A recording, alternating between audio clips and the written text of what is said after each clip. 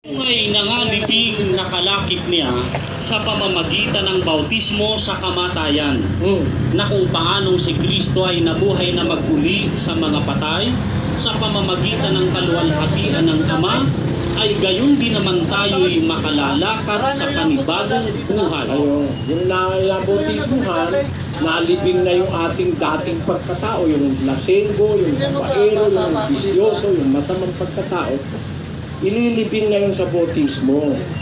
Ililibing sa tubig. Aaw ka sa tubig bago ka ng tao, maglalakad na sa pagbabagong buhay. Sa 6. Na naalalaman natin na ang ating datihang pagkatao ay kalakip niyang napako sa krus upang ang katawang salarin ay magiba. Nang sa gayon, At nang sa gayoy, huwag na tayong maalipin pa ng kasalanan. sa umpisa po sa bautismo, magbabagong buhay, yung ating katawang salarin, giniba na yun sa bautismo, lalakad na tayo sa pagbabagong buhay. Yun po ang kahulugan ng bautismo.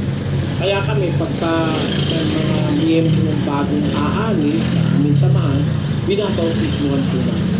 Pasimula yun at senyalis ng pagbabagong buhay. Kung dati ka naglalas, hindi ka naglalasing. Dati ka nagsusugal, nag-wedding, nag-ibigo, hindi na. Dati kang babaero, mula ngayon, hindi ka na babae. Dati kang magnanakaw, hindi ka na magnanakaw. Fairly Madla, isa pong Catholic. Magandang ito. Mga overworkers din po yung Salamat. kinig dito sa inyong samahang ito. May tatanong lang po ako na kami nga ay Katoliko na lagi pong namumpisal. Nung ako'y sa simbahan pa nga, nung ako'y nag-ano sa simbahan, at ng pananampalataya, nakatulad nitong dating daan. Sa amin po, ang umpisal hindi sa pare. Ang pangumpisal sa Diyos. Pakinggan nyo, sa Biblia, sa Tagalog, sa 32:5 ng awit. Aking kinilala ang aking kasalanan sa iyo, at ang aking kasamaan ay hindi ko ikinubli. Aking sinabi, aking ipahahayag ang aking pagsalangsang sa Panginoon, at iyong ipinatawad ang kasamaan ng aking kasalanan. Sa English, ang sabi, I acknowledge my sin unto thee, and mine iniquity have I not hid. I said, I will confess my transgressions unto the Lord, and thou forgavest the iniquity of my sin. Sa Kastila, nakalagay, mi pecado te declare, ino encubri mi iniquidad, confesaré, dije, contra mi mis rebeliones al Señor, y tú perdonarás la maldad de mi pecado. Kaya ang pangumpisan po sa Diyos una sa Diyos, ikalawa, dun sa tao kung kanino ka nagkasala. Pakinggan mo sa Santiago 5, ganito nakasal sa 16. Baga't pahayagan nga kayo sa isa't isa ng inyong mga kasalanan, at ipanalangin ng isa't isa ang iba upang kayo'y magsigaling. Yan, sa English, ang nakasulat, Confess your faults one to another, and pray one for another. ayan, ang confess your sins one to another. Bawa, nagkasala po ako sa'yo, aaminin ko sa'yo. Nagkasala ka naman po sa akin, aminin mo sa akin. Magpapatawaran ka. Ang sabi, magpahayagan kayo ng kasalanan ninyo sa isa't isa at ipanalangin ng isa't isa para kayong gumaling. Yan ang sabi ko naman. So, ang pangumpisal po sa Biblia, sa Diyos at saka sa iyong kapwa na pinagkasalahan mo. Ganun po. Wala na pong tanong. Sige po, salamat po. Ginoong sa Senado Salas, isa pong nagsusuri. Ano po yung pinakamatibay na katibayan nyo na eto po yung iglesia at tinayo ng Diyos? Ang Diyos nagtayo ng iglesia ng una, no? Noong 2,000 years ago. Ngayon, sa ating panahon, nakatayo na yun eh. Ang gagawin natin, aanit na lang tayo ron. Hindi tayo magtatayo. We will associate ourselves with them. A-affiliate tayo sa kanila. Pakinggan mo, sa 3:6 ng Efeso. na ang mga hintil ay mga tagapagmana. Ang hintil, tayo yon.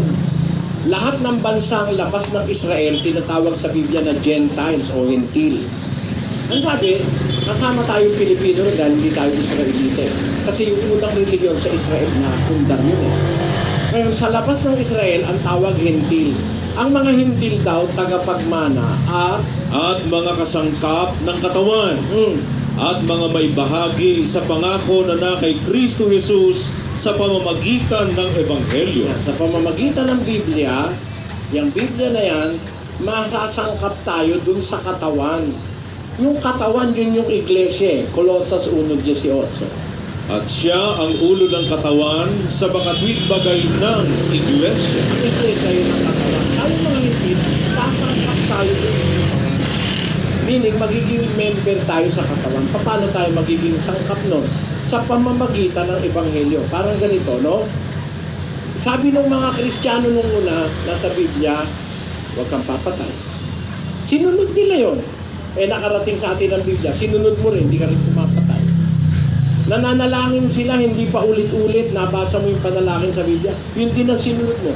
Lahat ng nabasa mo, sinulat ng mga unang Kristiyano, yun ang sinunod mo. Nagkakaroon ka ng kaugnayan sa kanila. Pakinggan mo ha, sa unang Juan 1:3 hanggang 4. Yaong aming nakita at narinig ay sa rin naming ibinabalita sa inyo upang kayo naman ay magkaroon ng pakikisama sa amin. That ye may have fellowship with us. Nakita namin, yung narinig namin, yung aral, ang ibig sabihin mga kapatid. Ibinabalita namin sa inyo para kayo magkaroon ng pakikipagkaisa sa amin. Anong ginawa nila para magawa natin yun? Sa 4. At ang mga bagay na ito ay aming isinusulat. Ayun, yung mga narinig nilang aral, sinulat nila. Kaya pagka yun ngayon ay tinanggap mo, nagkakaroon ka ng fellowship with the apostles and fellowship with the Son and the Father. Nagkakaroon ng kaugnayan. Parang ganito, sa pag-aaral, parang ako ngayon po, nag-enroll ako sa Australia sa alternative medicine. Nag-aaral po ako ng medisinang alternatibo. Na pagka mayroong kang sakit, huwag kang iinom naman kung ano-anong gamot. May alternative, may acupuncture, may acupressure. Parang kagabi, malat ako, naglagay ako ng bintosa. Kaya marami akong bintosa dito sa, naglagay ako kagabi. Naalis yung malat ko. Meron akong panlagay na bintosa. Nabawasan yung malat ko. Hindi kailangan minum ka ng puro chemical. Ngayon, hindi naman ako pumupunta sa Australia, nakakapag-aral ako ng tinatawag na alternative medicine. Yun. Pag ako'y nakapasa dun sa ipapadala sa aking test sa Marso, kasama na ako sa practitioner ng alternative medicine. Hindi ba Ibig sabihin, kahit hindi tayo pumunta sa Israel, nandito naman sa atin yung Biblia, andyan yung plano. Diba, kung baga sa Biblia, yung plano, andyan. Yung tinayo sa Israel yung plano na yon. Ang haligi, 8x8. Ang biga, 2:16. Itong itayo doon, kumpleto, nasa plano nakarating din sa ating plano, tinayo rin dito. Pareho. Diba? Ganun din po. Kung ano yung aral na sinunod ng mga unang Kristiyano nakarating dito Biblia, pag sinunod natin, nagkakaroon tayo ng fellowship o kaugnayan sa kanila. Ganun yun. Kaya hindi kami nagtayo. Ang aming sinampalatayanan yun nasa Biblia. At paano ako nakakatiyak na yun ay totoo? Kasi yung buong aral na sinunod nila, sinusunod naman namin ngayon dito sa Biblia. Yun po. Sige po. Pag naging kaanib na po ako ng Iglesia ng Diyos, gusto ko rin po siyempre makasama yung mga magulang ko. Ano po kaya pinakamagandang paraan na makakay-gusto? Ang pinakamagandang paraan, pakita mo sa kanila yung gawa mo ng pagbabago, na wala yung dati mong masasamang gawa. Yun ang pinakamaganda, pakinggan mo sa Pilipos 2:15-16. Upang kayo'y maging walang sala at walang malay, mga anak ng Diyos na walang dungi sa gitna ng isang lahing liko at masama, na sa gitna nila'y lumiliwanag kayong tulad sa mga ilaw sa sanglibutan, Na, na nagpapahayag ng salita ng kabuhayan, ayun, upang may ipagkapuri ako sa kaarawan ni Kristo, na hindi ako tumakbo ng walang kabuluhan, ni nagpagalman ng walang kabuluhan. papahayag ang wika ng salita ng kabuhayan. Alam mo, maraming nasama sa amin, hindi dahil sa nakapakinig eh. Nasama sila dahil nakita nila yung anak nila, dating lasenggo, yung asawa niya, dating babaero, sugarol, nagbago. Yun ang pinakamabisa sa amin. Thank you po. Hindi po, sino sunod? Last two na po siguro tayo. Okay. Antonio Bautista, isa pong nagsusuri. Magandang gabi po, brother. Dito. At salamat naman at yung aking unang tatanong sana ay naitanong tungkol sa pag-anim. Opo. Natanong sinusundan ko.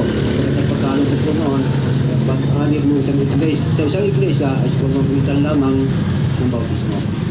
Ngayon po, ang itatanong ko po, Brother Eddie, ay ang tungkol sa paraan ng pagpaparusa ng Panginoon Diyos. Pagkat susulat po sa Apokalipsis, na ang Diyos ay parurusahan ng Diablo at ang mga alagad ng Diablo na may tanda ng Diablo sa kanilang noo at kamay na sabi ninyo ay sumisimbolo sa aral at gawain ng Diablo ng pagpaparusa sa apoy ng impyerno na magpasawalang hanggan. Doon po naman sa hindi maliligtas, ngunit wala naman tanda ng Diablo, ay paano po naman ang paraan ng pagpaparusa ng ating Panginoon Diyos? Alam niyo po, lahat ng tao na paparusahan, yung hindi po sumunod sa Diyos, sa halip ay sumunod sa demonyo. Yun po ang paparusahan. Lahat ng hindi sumunod sa Diyos at sumunod sa demonyo, yun ang paparusahan. Sa unang Timoteo 5:15. Sapagkat ang mga iba'y nagsibaling na sa hulihan ni Satanas. Meron po mga tao na bumaling sa hulihan ni Satanas. Ibig sabihin, they followed Satan. Bumaling sila kay Satanas. Kaya, kung saan dadalhin si Satanas, doon din sila dadalhin. Pakinggan niyo po sa Apokalipsis 20. Ganito naman ang sinasabi sa At ang Diablo na dumaya sa kanila ay ibinulid sa dagat-dagatang apoy at asupre, nang inaroroonan din naman ng hayop at ng bulaang propeta, at sila'y pahihirapan araw at gabi magpakailan-kailanman. Yan, yung Diablo, di sa dagat-dagatang apoy. Yung mga bulaang propeta, sumunod sa Diablo, dun din. Yung mga naakay ng bulaang propeta, dun din. 15:14 ni Mateo. Pabayaan ninyo sila. Sila'y mga bulag na taga-akay. At kung ang bulag ay umakay sa bulag, ay kapwa sila mga huhulog sa hukay. Kung saan yung taga-akay, dun din pupunta yung inakay niya. Kaya ho, kailangan tayo, huwag tayo basta paakay ng paakay. Dahil ang pupuntahan po dalawa lang. Pag sumunod ka sa Diyos, dadalhin ka sa buhay na wala hanggan. Pag hindi ka sumunod sa Diyos, sa Diablo ka naman sumunod, doon ka po sa pupuntahan ng Diablo. Kung sino yung pinagpaakayan mo, doon ka rin pupunta. Ganun po yung sinasabi na po. Inevitable po yun eh. Kasi dalawa lang naman ang pupuntahan nating pinal eh. Ang sa Diyos o kay Satanas. Dapat ipakilala mo sa Diyos ka. Lumabag ka sa kay Satanas, lumaban ka. Magiging sa Diyos ka. 4:7 ng Santiago. Pasakop nga kayo sa Diyos, datapwat magsisalangsang kayo sa Diablo, at tatakas siya sa inyo. Ang pagsalangsang po sa Diablo, yun ang pagpapasakop sa Diyos. Pag ayaw mo sa Diyos, kay Satanas ka, automatically mapupunta ka sa panig ni Satanas. Kaya ang utos ng Diyos, 12:9 ng Roma, Ang pag-ibig ay maging walang pagpapaimbabaw. Kapuotan ninyo ang masama, makisanib kayo sa mabuti. yung pagsanib sa mabuti, yun ang pagkapuot sa masama. Abhor that which is evil and cleave to that which is good. Kaya, hindi po pwedeng wala kang side eh. Yung sasabihin mo, neutral ka, hindi pwede yun. Pag ayaw mo sa Diyos, automatic mapupunta ka kay Satanas. Pero pagka gusto mo sa Diyos, welcome ka naman eh. That's justice. You are welcome in God's home. If you reject that, then automatically you will be going to the side of Satan. And where Satan